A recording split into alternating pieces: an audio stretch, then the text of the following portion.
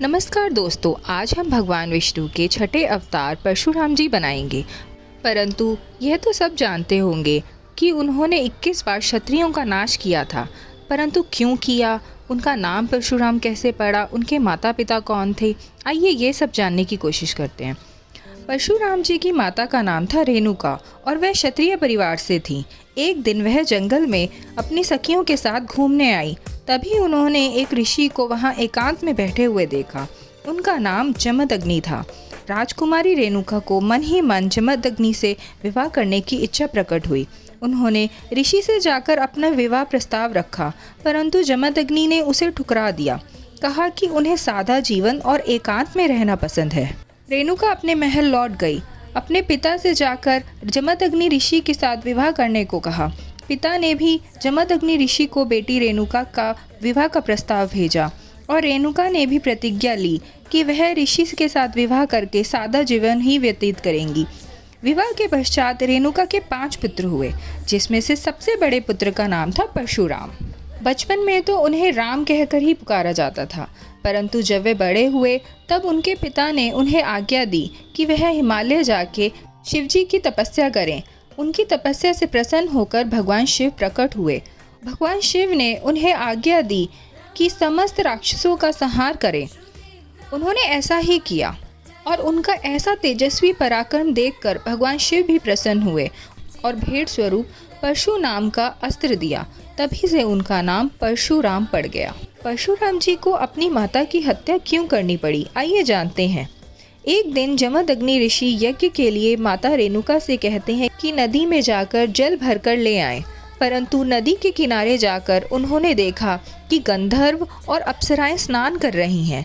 वे वहां उनको देखने के लिए रुक गई और यज्ञ में भी देरी हो गई। यह सब ऋषि ने अपनी योगिक शक्तियों से देख लिया और माता रेणुका के आने पर इतना क्रोधित हुए, उन्होंने अपने बेटों से माता की हत्या का आदेश दे दिया। परंतु वहां उपस्थित सभी बेटों ने मातृ प्रेम में आज्ञा मानने से इनकार कर दिया। तभी वहां परशुराम जी आए। उन्होंने पाया कि कुछ चिंता का विषय है। उनके पूछने पर पिता ने कहा, क्या तुम मेरी आज्ञा का पालन करोगे? उन्होंने बिना पूछे हाँ कर दी और पिता ने आज्ञा दी कि माता की हत्या कर दो। परशुराम जी ने कांपते हुए अपने हाथों से पिता की आज्ञा का पालन किया। यह देख पिता बहुत प्रसन्न हुए और कहा, मैं जानता हूँ यह तुम्हारे लिए बहुत कठिन कार्य था, फिर भी तुमने मेरी आज्ञा का पालन किया। मैं तुम्हें वरदान देना चाहता हूँ। परशुराम जी ने वरदान में अपनी माता को पुनः जीवन मांगा और साथ ही उन्हें यह दुखद घटना याद ना रहे यह भी मांगा। ऋषि प्रसन्न हुए और उन्होंने माता को पुनः जीवित भी कर दिया।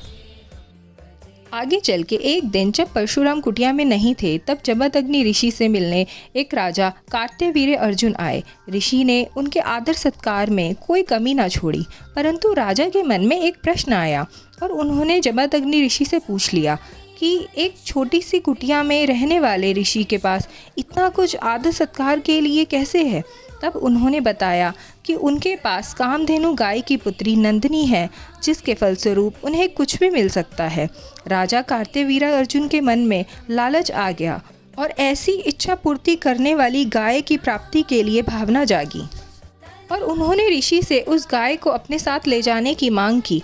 परंतु ऋषि ने बतलाया कि वह उससे अपने लिए कुछ नहीं मांगते और वह उन्हें यह गाय नहीं दे सकते। कार्तवीर्य अर्जुन एक दुष्ट राजा थे और उन्होंने अपने महल जाकर बेटों से आक्रमण करके नंदिनी गाय लाने को कहा। उनके बेटों ने और कार्तवीर्य अर्जुन ने ऋषि को रोकने पर उनकी हत्या कर दी।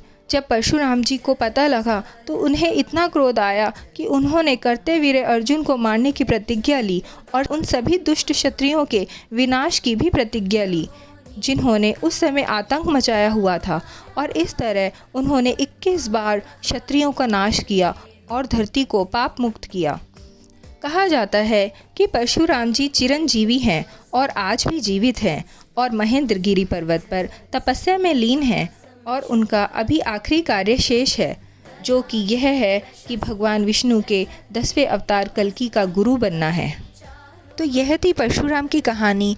क्या आपको यह कहानी पता थी? कमेंट सेक्शन में ज़रूर बताइए। और आइए आगे की वीडियो में परशुराम जी की क्ले आर्ट को पूरा करते हैं।